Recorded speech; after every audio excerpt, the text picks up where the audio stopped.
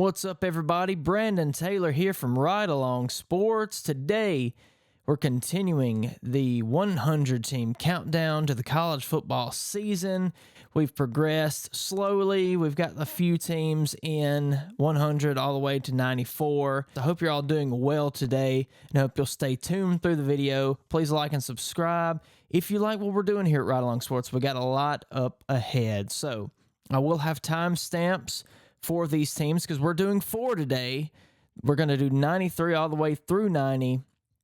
And if you want to go to a specific team, the timestamps will be in the description. So let's not waste any more time here, folks. Let's get right into the list. Number 93 on the Ride Along Sports countdown to the college football season is the Southern Miss Golden Eagles from the Sun Belt Conference. Now, they moved there from the Conference USA back in 2022. They're from right there in Hattiesburg, Mississippi, which is in the southern portion of the state, below Jackson, probably a couple hours south of Jackson, Mississippi, the capital there.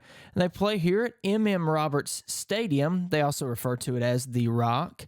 It is a 36,000 capacity stadium, and in 2008, a major renovation was done that enclosed the south end zone.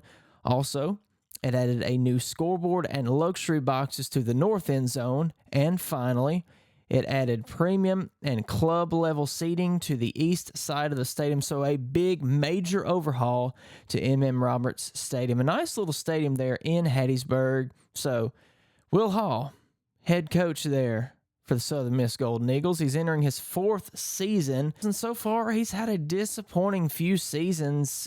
He's went 13-24, with the only winning season being in 2022, which was their first season in the Sun Belt Conference. They went 7-6 that year and won the Lending Tree Bowl 38-24 versus Rice. But the season before that, 3-9. The season after the bowl win, which is the 2023 season, they went 3-9 there as well. So I feel like 2024 could be one last shot for Will Hall. He just has not been able to establish good rhythm in the program. And honestly, if it wasn't for that bowl victory in 2022, he may already be out of a job. But his seat is definitely hot for the upcoming season. You see what's going on in the other programs in the state, like there at Ole Miss, and even at Mississippi State. They do have hope, and Ole Miss is just on cloud 9. Southern Miss, on the other hand, they have not had a good few years. They really haven't had a good, solid program in quite a while, and this is going to be the last chance for Will Hall before they're going to want to make a change and look for something else, anything else, a complete overhaul of the program. But, you know, Southern Miss has had some playmakers, but the most notable one that you probably have heard of, or if you haven't, you will recognize him in just a moment, Frank Gore Jr., which is the son of the San Francisco 49ers, longtime running back, son of San Francisco 49ers, longtime running back, and 5-time Pro Bowler, Frank Gore, or he'd be referred to as Frank Gore Sr. now. But in 2024, the roster is limited. However, they do have Florida State transfer Tate Rodemaker on his way to Hattiesburg to revive this offense. And if you remember last season, Tate stepped in after Jordan Travis suffered his devastating season-ending injury versus South Alabama. He came in and finished that game. They did win that ball game. And then in the very next week, they won with him starting quarterback. And that was against in-state rival Florida. But he entered the transfer portal in January, and he's heading over to Southern Miss. But, you know, the hang-up in this offense, and you could say the same for the defense, it's the lines. Head coach Will Hall said that he does feel good about the O-line going into the fall. I think they did have a pretty good spring. He thinks that they'll be deeper and more talented up front. There's going to be like some next man up mentalities. There are going to be people moving positions, getting everybody just in the right place, putting all the puzzle pieces in the right place there. And I hope so, because that's going to make a huge difference. And honestly, You give Tate Rodemaker some time, let him develop over the season. You may be able to have a good offense, but it's just hard to tell at this point, seeing as how inconsistent they've been so far. I wouldn't expect too much, but recruiting wise, the Golden Eagles have had the best recruiting rankings of anyone so far on our 100 team countdown list. Now I know that we're just to number 93, but let's look at the recruiting rankings. They have a composite ranking of 77, a transfer ranking of 66, and some of the transfers on this incoming class here were 4 stars out of high school. So you have players that have kind of been that were maybe at a little bit higher level that sort of got reclassified, but they were 4 stars out of high school. You can't take that away from them.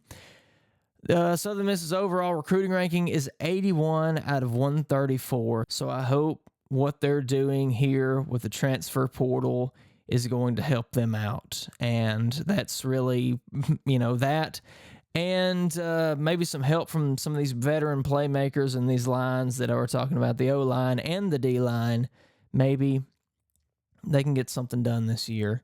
Maybe get to 6 wins, get to a bowl game, because if they get to 6 wins, Will Hall is there for another year. If they have anything short of that, I think they'll be making a coaching change for 2025. So before we move on to number 92 on the list, let's take a look at the schedule this year for Southern Miss and see if they have a shot of making a bowl game. So they start the season on Saturday, August 31st, which is the goal for us here at Ride Along Sports. That's what we're counting down to here today. So they had to go to Kentucky, play the Wildcats. That's going to be a 6:45 p.m. Central Time game there on the SEC Network. That is a tough game to start out, especially when you're a team like this that's sort of not really ready for an early, tough game like that. The next game on the schedule, Southeast Louisiana, I would much prefer to play that game first. You're going straight into a tough SEC team, and when you're at this point in your program, that's really not what you want, but that's the fate that they have. So, moving right along, Saturday, September 14th, they play South Florida, and they travel to Jacksonville State under old Rich Rodriguez, and then they play Louisiana at home before going to Louisiana Monroe. Then they're on the road again, where they play Arkansas State. Then they go to James Madison, which is never easy. They're still fairly hot after moving on up to FBS.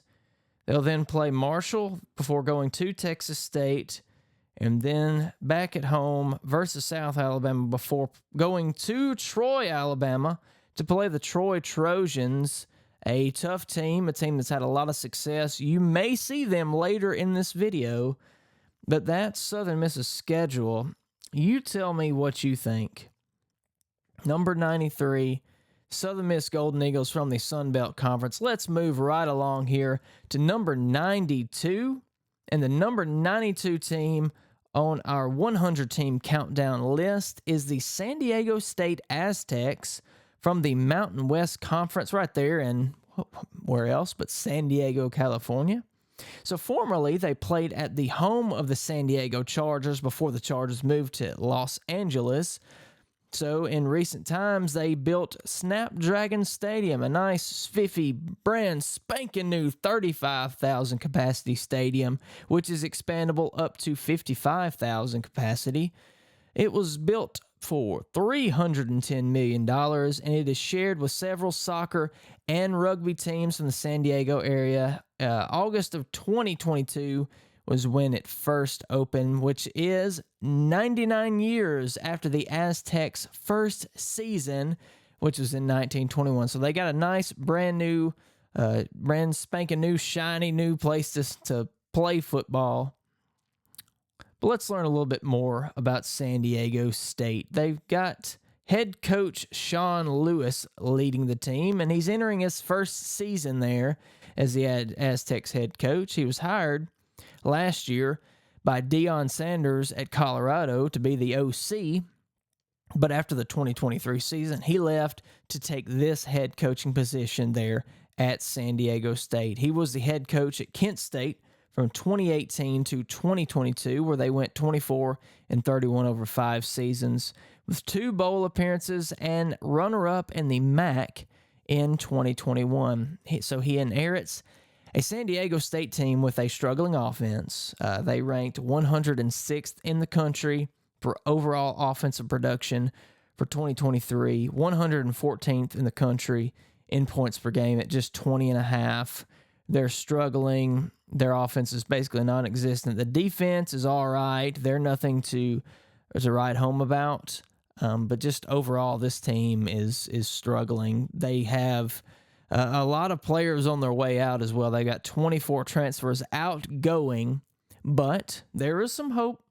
They have 24 transfers on their way into San Diego, and that's not including 19 that are coming in from high school. I do not know a whole lot about this San Diego team.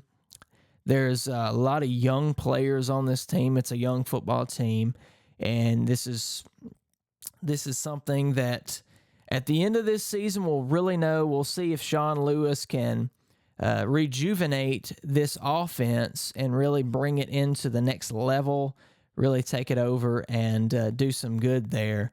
But let's take a look at their recruiting rankings. They're 72 overall with a 72 composite ranking and a 62 transfer ranking.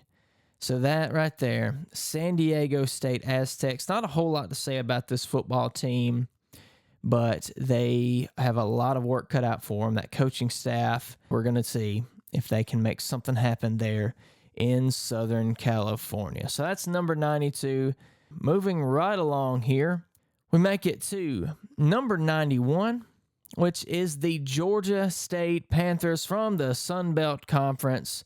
So they're since 2013 from right there in Atlanta, Georgia. And this right here is very interesting to me. I've got a lot of detail on this stadium. Center Park Stadium, 24,333 is the capacity that they have listed for this venue.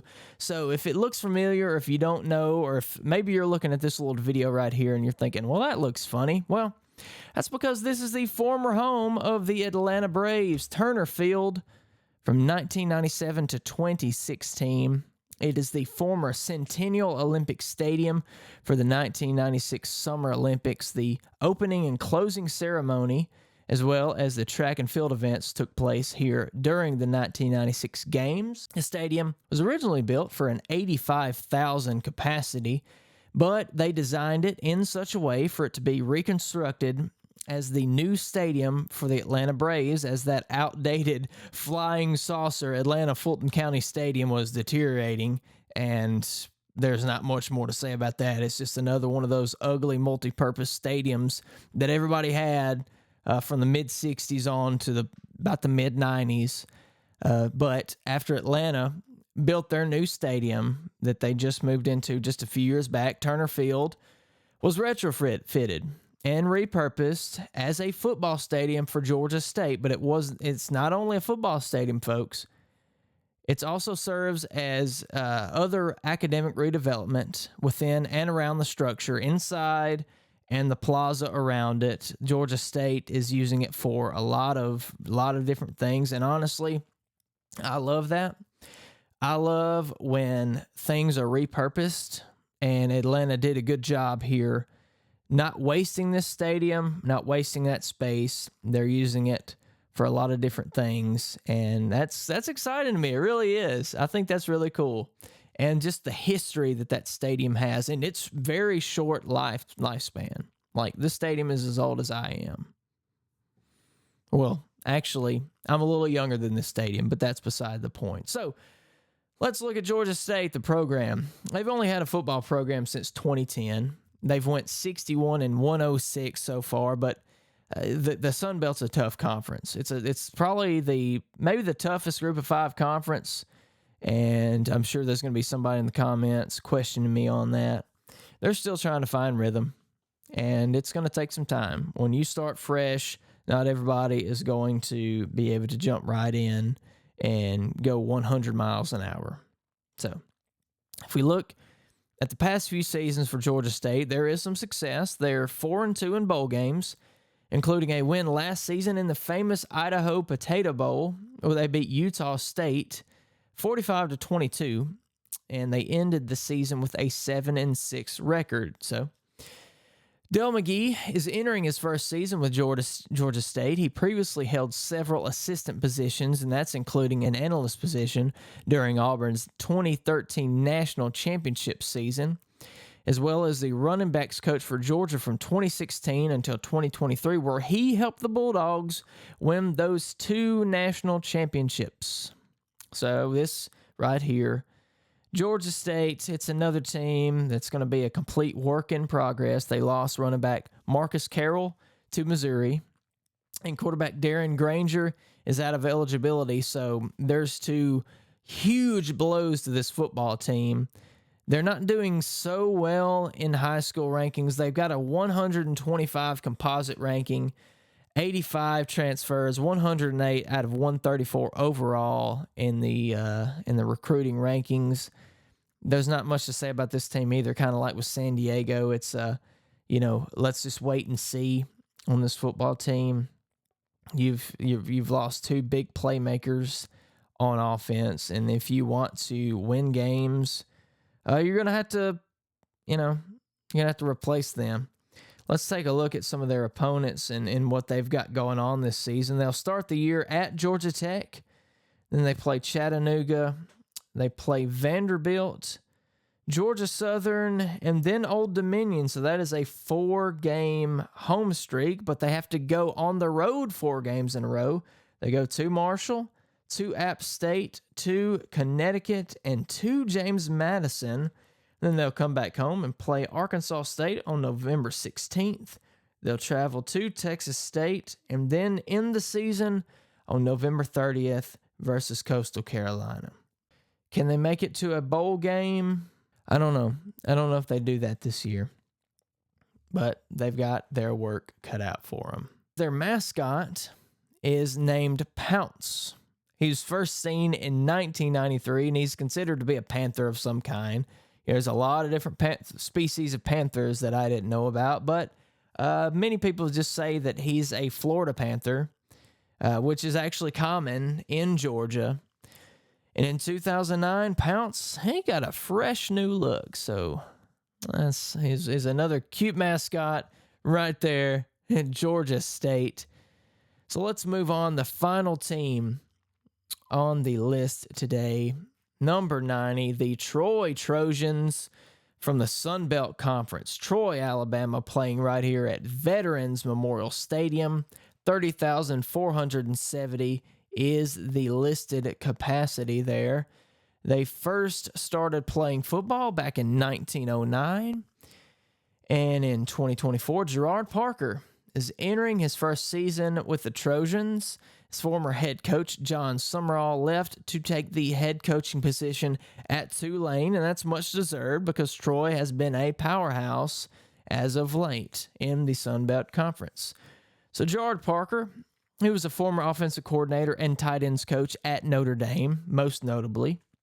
And Troy, like I said a minute ago, they've been a dominant force in the Sun Belt Conference with 8 conference titles since 2006. In 2022, the Trojans went on a rally, winning 11 games in a row, including a victory in the Cure Bowl, 18-12 versus UT San Antonio, and they finished that year 12-2 with the conference title and a number 19 AP poll ranking. And that's a really good season for a group of 5 team. In 2023, they had similar success, though. They lost to number 15 Kansas State and then fell short of a hot James Madison team that had just entered the FBS. But after that, they had a hot streak. They won 10 whole games in a row, and that includes the Sun Belt Championship game versus App State. They won that one 49-23. Then they would play in Mike Elko's Duke team right before he went on to greener pastures there at Texas A&M. They played in the Birmingham Bowl. Duke won that game 17-10, but it was a great season nonetheless. So in 2024, nearly this whole coaching staff is new, with Sean Reagan at OC, Dante Wright at DC, and Nathan Burton as the co-defensive coordinator. So I think, with all those things considered, there's a new administration, there's all new coaches, it's safe to say that maybe this year will be a step back for Troy. You've got this great leadership coming in, this experience coming in, and it may take a season or two for the program to kind of adapt and adjust to everything new. These things don't happen overnight. It's rare that a coach takes a team from, especially a team like this that already has the groundwork to be good, like they haven't hit rock bottom. It would be easier if they would have hit rock bottom, and then you bring in these coaches that bring this team back up, within a year's time. But they're already up there. It's going to be hard to maintain that at this point. If you look at their offense, for example, just on their offense, quarterback Gunnar Watson, veteran quarterback there at Troy, he's out of eligibility, so he's not going to be back. And a lot of new young Trojan quarterbacks have shown up. There's 5 of them, to be exact, actually. And a big position battle will take place. So what they'll do, your guess is as good as mine. I think they're going to still have a great season, but I think the expectation, the bar should be set a little bit lower, and then it'll be exceeded. If they get on a hot streak and win 9 or 10 games, I think you have a successful season. If they win 7 or 8, I still think it's successful. The recruiting rankings for Troy, it is an 89 composite, 101 in transfers, and 100 overall, so not as good as some of the other teams on our list today. But let's look at what Troy's facing schedule-wise. They'll start the season versus Nevada, August 31st, and then they'll travel to Liberty Bowl Stadium to face Memphis before going to Iowa, and that's going to be a tough one. Then they'll play Florida A&M, UL Monroe, Texas State. Then they'll travel to South Alabama, and then to Arkansas State before going and playing Coastal Carolina at home. Then they'll travel to Georgia Southern. They'll travel to Louisiana, and they'll end the season at home versus Southern Miss. So I think they have a chance to win a lot of these games. And there's going to be maybe that Iowa game's tough. That Memphis game's going to be tough. That Coastal Carolina game's going to be tough. I would even say maybe that South Alabama game could be tough as well. So you have several games here that could go either way. I think they're still going to have a good positive season and a lot of hope going into the future. It's fortunate and unfortunate. We say here at Right Along Sports, when a coach does well, when a team does well, when a position group within a team does well, the coach is the one that gets rewarded. Well, John Sumrall got rewarded for all his success at Troy by getting a position there at Tulane, which is a great football program there in New Orleans. Gerard Parker looking to make a difference, looking to pick up where John Sumrall left off. That's number 90, the Troy Trojans from the Sun Belt Conference, and that does it for our list today. We went 93 through 90, and we're just scratching the surface. We got so much ahead of us, folks. Stay tuned here. Again, like and subscribe if you like what we're doing, and leave us a comment. Talk to us. So, my name is Brandon Taylor. We'll see you in the next video. I hope you have a great day, a great night. So we'll see you next time. Peace.